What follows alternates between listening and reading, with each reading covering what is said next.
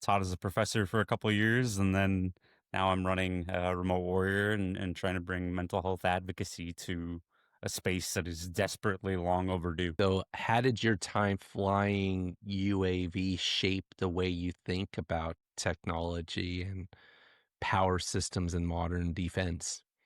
Well, absolutely, and that's one piece that when I was teaching, I was teaching essentially an MQ-9 ground school course for the University of North Dakota.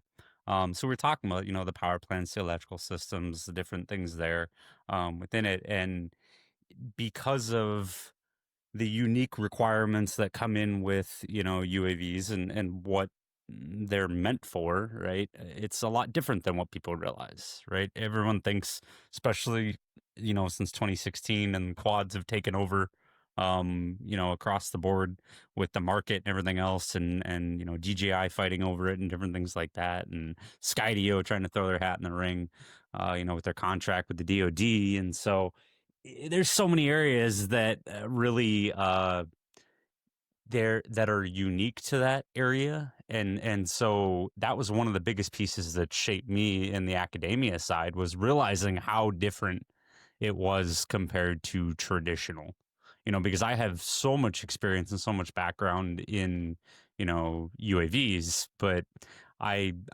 started my private pilot at one point and was working on it, and then it was just at a point in my time where I'm like, I didn't have a trajectory for it. And at the point, it was just sinking a ton of money into something that I'm like, this is getting a little spendy for it. But, it also gave me an appreciation for, crewed aviation as well.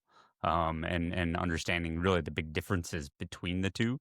And so a lot of those experiences made it easier to help bridge the gap between the two, just because of the limited knowledge that I had on the commercial side, and then obviously the heavy knowledge on the UAV side really allowed me to kind of bridge that gap there between the two different areas and make it make sense for, in that case, the students.